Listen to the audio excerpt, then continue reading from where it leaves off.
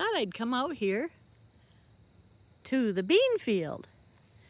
Remember from previous videos, this is organic beans, and they're black beans to be specific.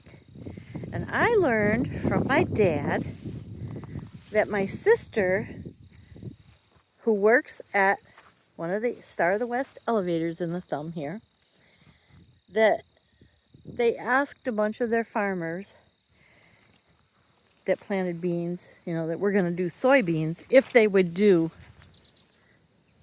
the black beans. Oh my goodness. Those dang things are on there, and they do this to the leaves. Chew them all up. Crappy bugs. I hope they don't do too much damage to the beans. But what's doing damage is, if you can see this, it's been chopped off. Like this one, this bunch. That's deer damage. So let's find, oh, there's some more of them dang beetles. But since they're organic, they can't spray them. So here's, oops, sorry about that. I didn't mean to flip the phone, but I had a cramp in my hand. Okay, so these are the black beans. They grow in these little fuzzy casings. They don't look like anything now, but they'll keep growing. And there's a lot of those in there. But boy, I see a lot of those dang bugs. Ah, horrid things. But what I also wanted you to see is that these beans, this is my knee down here. And this is my upper thigh. Okay, they're they're heading for my waist. Getting pretty tall. I saw a deer out here last night, and she was standing, and all you could see, you couldn't see her lower belly and her legs or any. She was standing out here eating beans. So they are doing some damage to the beans. Luckily, I've only seen about 3 or 4 out here. But I suppose at night they come out and bring their friends.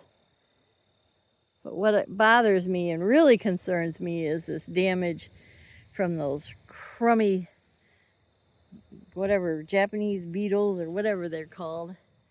Look at those darn things. They're everywhere out here. Chewing up the leaves. The only way you can get rid of them is if you get one of those traps.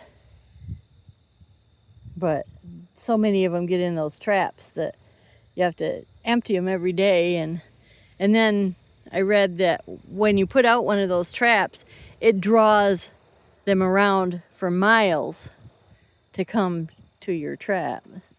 But the really surefire way to get rid of them, they grow from grubs, and they will grow into these beetles. They will mate and lay their eggs in the ground, and then grubs will form.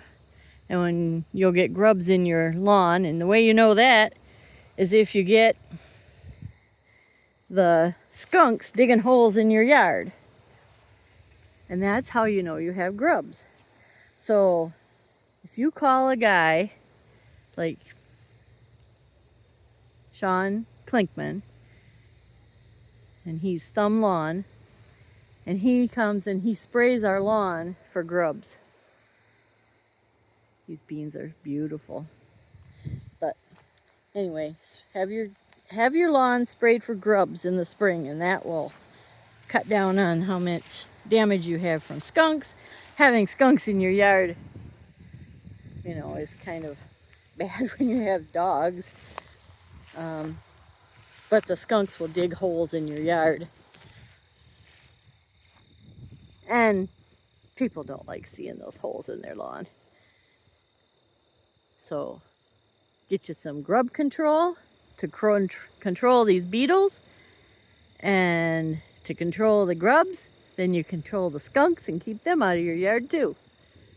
So there, that's my lawn advice for today.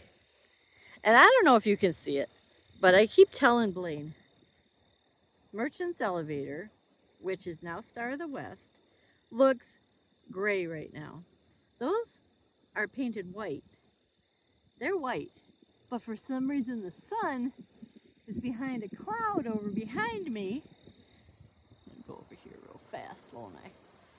It's up there behind a cloud. So it's behind a cloud and it's making the elevators. Well, that was terrible. I'm sorry I did that to you. Just fast. Oh, now they're white again. But it keeps going out, coming out and going behind the cloud, and there you go. And there's the milk trucks lined up for the milk plant. And of course, the milk plant with their stainless steel storage bins. It's just pretty out today. Beautiful day. It's about 72, which is perfect for me. I feel like I can get a lot done when it's that temperature. But thanks for coming along on this little short video. And I think the next video will be a video of the garden. Talk to you soon. Bye-bye.